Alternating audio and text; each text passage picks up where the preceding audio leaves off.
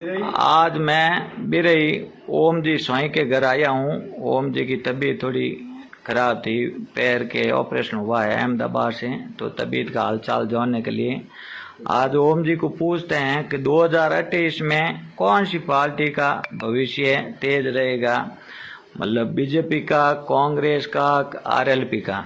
तो पहला कांग्रेस का कैसा भविष्य रहेगा, इसके बारे में ओम जी से चर्चा करते हैं। हाँ ओम जी बताओ, 2028 में की पार्टी तेज पड़ती लागे तो ना। सर सबसे पहले तो आपको नमस्कार, धन्यवाद कि आप इसके बारे में पूछ रहे हो। तो अभी चुनाव हाल में हुए हैं, 1.5 साल के करीबन हुआ है, 2.25 साल। और पहले कांग्रेस का शासन, आज की तुलना करें तो राजस्थान के अंदर जो पिछला शासन था कांग्रेस का, अशोक गहलोत का और भजनलाल जी का, जो तुलना करें तो दी बेटर था कांग्रेस का। अभी जो वर्तमान में है, अशोक के रात जाना कांग्रेस के लिए, कुछ भर्तियों के पेपर आउट हो गए, परंतु उसके बाद में भी बीजेपी ने संतोषजनक युवाओं को, किसानों को, मजदूरों को, दलित को, आज भी वो लोग परेशान हैं।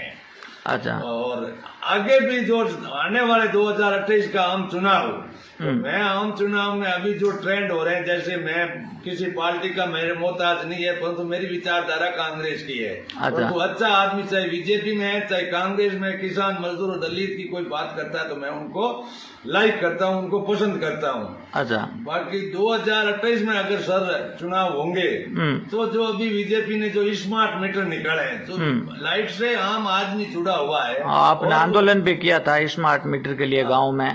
तो ये साहब बहुत ही घातक, इस लाइट से आम आदमी जुड़ा हुआ है, गरीब जुड़ा हुआ है, मजदूर जुड़ा हुआ है। उनके जो स्मार्ट मीटर से वो लाइट जाने के बाद भी मीटर चल रहे हैं। अच्छा, इसलिए ये बीजेपी का एक, फिर इन्होंने कहा कि हम रोजगार देंगे। अभी तक भी इनकी कोई भर्ती नहीं निकली, और जिसमें बच्चे कोई हुए, जो पुरानी भर्तियां हैं, अच्छा, उस भर्तियों को भी अभी तक ये समायोजित नहीं कर रहे हैं। अच्छा, और जो अभी मुद्दा उठा, एसओजी ने जांच की थानेदारों की भर्ती में 869 कुछ पद थे, और उस पद में एसओजी ने जांच करके अभी जो फैसला था कोर्ट का था, तो मैं न्यायालय के निर्णय को सम्मान करता हूँ, न्यायालय से बड़ा कुछ नहीं होता, परंतु भारत के पास कई एजेंसी ऐसी है बिल्कुल तो जांच कर कर जो दोषी है वो जाए। कोई गरीब मजदूर ढाणी से जो निकला है, उनका सिलेक्शन सही हुआ है और वो भी घर बैठ गए, तो उनके परिवार के ऊपर कितनी गुजरती है। बिल्कुल सही है। अब हनुमान जी कह रहे हैं कि ये भर्ती मैंने कैंसिल कराई। अरे हनुमान जी, जिस समय आप एमपी थे, आपका भाई एमएलए था, उस समय पेपर आउट हुआ था, तो उस समय आप कांग्रेस के शासन में क्यों नहीं बोले? बिल्कुल क्यों आप नहीं बोलने का रीजन, आपके और अशोक गहलोत के राजनीतिक अच्छे संबंध थे, इसलिए अशोक के खिलाफ खुलकर नहीं आए। अच्छा, परंतु मैं न्यायालय को भी कहना चाहूंगा, जो दूर से सच्चे आदमी है, सरकार को ये निवेदन है कि जो ओरिजिनल मेहनत करके बना, जो निर्दोष बच्चा है, हाँ बिल्कुल सही बात, निर्दोष है, उनको सजा होनी चाहिए, बिल्कुल सजा मिलनी चाहिए, ताकि गरीब के उन्होंने चोरी करके वो पद हासिल किया। दोषी, बिल्कुल दोषी आदमी सजा होनी चाहिए, निर्दोष रो बच्चा होना चाहिए। बिल्कुल, एक निर्दोष आदमी नहीं जाना चाहिए, दोषी चाहे 99 जाए, पर उसके साथ एक अगर निर्दोष है, गरीब का बेटा है, तो उनको नौकरी रोजगार मिलना चाहिए। बिल्कुल सही। आपने पूछा 2028 के अंदर क्या होगा, तो 2028 में कौन सी पार्टी की सरकार बनती नजर आ रही है? सर मैं बता रहा हूँ, राजस्थान के अंदर हमेशा वैसे भी ट्रेंड रहा, एक बार कांग्रेस एक बार बीजेपी। अच्छा, तो निश्चित तौर पर आगे 2028 में कांग्रेस की सत्ता होगी। अब मुख्यमंत्री हाईकमान का बनाना है, काम किन को बढ़ाएंगे क्या नहीं। अभी कांग्रेस में जो लीडरशिप है, गोविंद सिंह डोटासरा के नेतृत्व में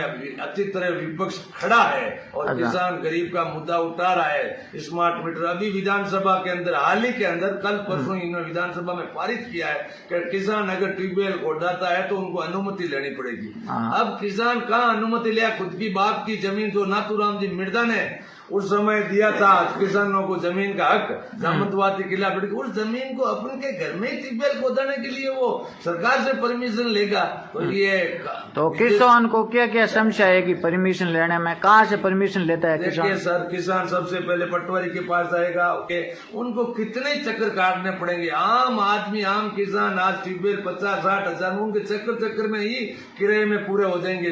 5-7 तो ये गाल देंगे आपत्तियां के ये आपत्तियां लाओ और प्रमाण पत्र, फिर आप ट्यूबवेल करो। तो अब वो किसान अपने के, उनके बाप की जमीन है, उनकी खुद की नाम की, वो कोई सरकार के अंदर ट्यूबवेल थोड़ी करा के, सरकारी भूमि है या कोई नगर निगम की, उनमें थोड़ी कर रहा है। वो तो अपने के बाप की खातेदारी में भी अब ये सरकार। तो बीजेपी पूर्ण तौर से कांग्रेस जैसा तो ये शासन कर ही नहीं सकती है। किसान विरोधी, युवा विरोधी, गरीब मजदूर के अगर कोई शासन है तो भजन लाल जी सरकार का शासन। 2028 में आरएलपी का क्या भविष्य है? 2028 में इस स्थिति से अगर हनुमान जी रहे तो भविष्य इम्पॉसिबल है। हनुमान जी को किसी पार्टी क्या हनुमान जी को मतलब क्या मतलब वापस सुधार करे तो मतलब फायदा है? हनुमान जी किसी औलाद नेताओं के जैसे बाड़मेर के हरीश जी हैं, चाहे अशोक जी हैं, इधर नागौर के अंदर दूर से कोई नेता है, ज्योति मिर्दा है, कांग्रेस के जो भी कोई नेता है, तो हमेशा क्रिटिसाइज नहीं होनी चाहिए। जनता जानती है, तोल करती है कौन खरा और कौन खोटा। हनुमान जी का भविष्य यही है कि वो किसी दूसरी पार्टी के साथ गठबंधन करेंगे तो निश्चित रूप पर हनुमान जी की सीटों में बढ़ोतरी होगी। बाकी स्वतंत्र रूप से अगर चुनाव लड़ते हैं तो मुझे नहीं लग रहा है कि हनुमान जी के पास सत्ता की चाबी रही। इसका तो एक कारण यही है कि भाई कांग्रेस और आरएलपी के वोट सेम ही है। सेम, हाँ, जिससे मतलब दोनों को मतलब घाटा है। अब भोपालगढ़ में क्या हुआ साहब, आरएलपी का जो कैंडिडेट चुनाव पिछली बार जीता है, हाँ। तो ये रिजर्वेशन सीट थी, बिल्कुल सही, इसलिए सबसे ज्यादा यहाँ भोपालगढ़ में जाट लैंड है। बिल्कुल सही। तो जाट शांत हो गए और हनुमान जी के समर्थन वाली पार्टी को दे दिए। हनुमान जी की जो तीनों सीटें है, ये खुद तो जीता ही था क्यों से, बिल्कुल और सही। दूसरी मेड़ता है वो भी रिजर्वेशन थी, तो जाट साइलेंट हो गए, वो हनुमान जी को दे दिए। बिल्कुल सही। बाकी अगर रिजर्वेशन नहीं होती तो मैं कह रहा हूँ कि यहाँ भी जीतना इम्पॉसिबल है। ठीक है नहीं, अगर हनुमान जी को जीतना है, कुछ 10 सीटों की या 15 सीटों की बढ़ोतरी करनी है, तो उनको कांग्रेस के साथ समन्वय बैठा के सीटों से समझौते से ही चुनाव जीतेंगे, अलायंस के साथ ही जीत सकते। 2018 में आरएलपी उन टाइम 3 सीटों ले नहीं, तो उन्होंने कहीं रीजन हो कि भाई किन हिसाब हूँ शुरुआत ही किन हिसाब हूँ? एक तो ये रिजर्वेशन सीटें थी, उसके बाद में कांग्रेस बीजेपी को परख लिया था।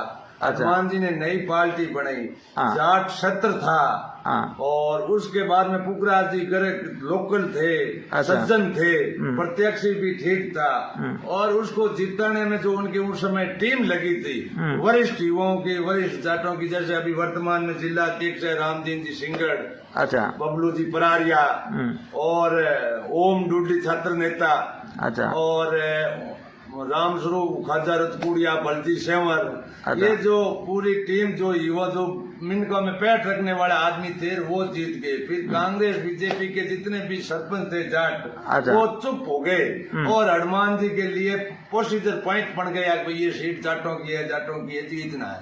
और कुल मिला के इनकी जो टीम वर्ग ने अच्छा कार्य करने के कारण, और कांग्रेस बीजेपी दोनों एमएलए को देख लिए थे, इसलिए इनको 2018 में पुखराज जीतिया।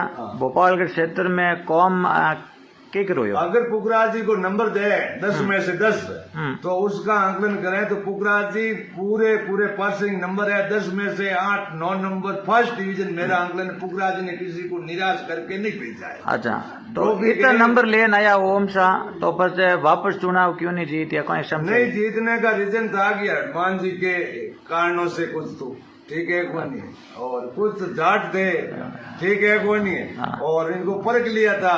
फिर टीम वो काम नहीं, ये जो जिला परिषद पंचायत समिति मंडल नहीं लड़ते ना, तो वापस आरएलपी यहाँ विन हो सकती थी, परंतु ये आरएलपी मंडल अंडर लड़ने से, ये हनुमान जी जैसे आदमी थे, तो हर जगह कई सरपंच जो जीतो था पंचायत समिति जिला परिषद का, वो आरएलपी के युवाओं से हार गया, और अच्छा इनका कुछ मिला के इस कारण से पुखराज जी चुनाव हार गए।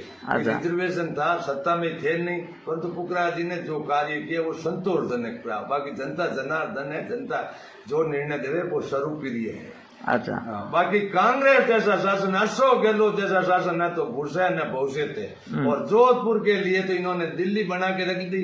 उसके बाद में भी जनता का निर्णय है, सीटें नहीं दी है जनता जनार्दन है, परंतु इनके जो अशोक जी का अशोक जी आप इतनी प्रशंसा करो, अशोक जी क्या किया काम अच्छा करिए, दो चार काम बताओ। करने का काम बोल रहा है अशोक जी ने, ये ITI, अशोक जी मनमोहन सिंह सरकार के टाइम ये रिफाइनरी, अच्छा अशोक जी के समय ये एम्स, अच्छा और अशोक जी के समय जितने एजुकेशन स्टूडेंट वो आए हुए हैं, इतने तो कोई दिल्ली में भी नहीं, इतनी शिक्षा के प्रति या नागौर रोड पूरी की पूरी ये अशोक गहलोत की देन। किसान वास्ते कोई दो चार योजना बताओ अशोक जी की लागू करी, अशोक गरीब जी का किसान वास्ते। कमिटमेंट था कि अगर हम सत्ता में आए तो किसानों का कर्जा माफ करेंगे। वो अशोक जी ने किया। राजस्थान सरकार के अंदर सहकारी समिति ही आती है, न कि यूको और स्टेट बैंक, ये सेंट्रल गवर्नमेंट का होता है। और अशोक जी के शासन के समय जितने भी सहकारी समितियों का था, जीरो बैलेंस उन्होंने कर दिया था। अच्छा अब लोग कह रहे हैं कि उन्होंने बैंकों का, तो ये बैंक का तो काम MOU है भारत सरकार का है। तो भी अशोक गहलोत मुख्यमंत्री रहते हुए उन्होंने केंद्र सरकार मोदी को चिट्ठी लिखी,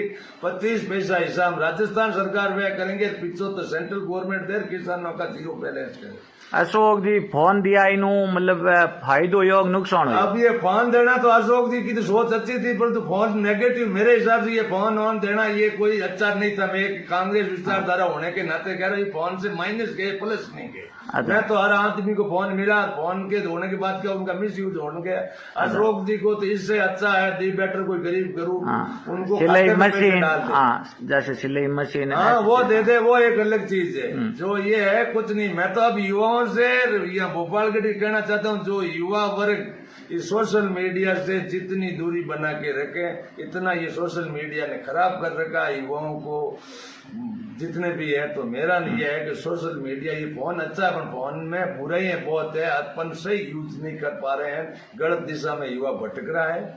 तो ये हनुमान जी की आप बार बार पूछ रहे, तो हनुमान बिना अलायंस चुनाव नहीं जीतेगा, नागौर नहीं, चाहे जोधपुर और चाहे राजस्थान। अगर अशोक जी कांग्रेस के साथ गठबंधन करते हैं तो निश्चित तौर पर वो सम्मानजनक स्थिति में रहेगी। बाकी इंडिपेंडेंट खुद चुनाव लड़ते हैं तो मुझे नहीं लग रहा है कि वो चुनाव वो सीटों में परिवर्तन हो सके। तो आप निजी हो ऐसा, हम जनता जनार्दन है, देखो ये जनता का फैसला है। क्या कुछ होता है, इंदिरा गांधी चुनाव हार गई, बिल्कुल और कोई नाथूराम जी मिर्जा थे, पूरा का पूरा राजस्थान पूरा भारत पूरी चला गया, परंतु नाथूराम जी एक सीट लेके गए। ये जनता का निर्णय। तो ओम जी बताओ, अपन जाट मुख्यमंत्री क्यों नहीं बनियो? एक बार मौको ही हो, उन टाइम की कर चुका नहीं। जाट मुख्यमंत्री बनने का तो ये तो पार्टी का मामला है। जाट मुख्यमंत्री ये कांग्रेस के हनुमान जी आई मांग है ज्यादा, एक जाति से नहीं तो मुख्यमंत्री होता है न। बात जाट कहते नहीं है, उससे पहले करते नहीं, उनसे पहले तो कह देते हैं। तो ये दुश्मन पैदा हो जाते हैं। इसलिए जो जाटों को करना है, सर छोटू राम जी ने कहा था कि पहले बोलना सीखे, दुश्मन को पहचानना सीखे। ठीक है, वो काम अपन कर नहीं रहे। बाकी जाटों के तो मुख्यमंत्री बनने जैसे बहुत दिग्गज नेता थे, स्वर्गीय राम निवास जी, स्वर्गीय नाथूराम जी, स्वर्गीय परशुराम जी मदेना, स्वर्गीय बलराम जी चाकड़, कई जाटों ने अच्छे अच्छे नेता दिए हैं, परंतु उनका भाग्य नहीं था, राज में नसीब नहीं था।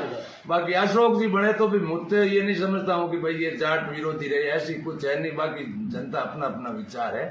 बाकी कांग्रेस का शासन अगली बार आएगा, चाहे हरीश जी बने, चाहे अशोक जी बने, चाहे डोटासरा जी बने, कांग्रेस का ही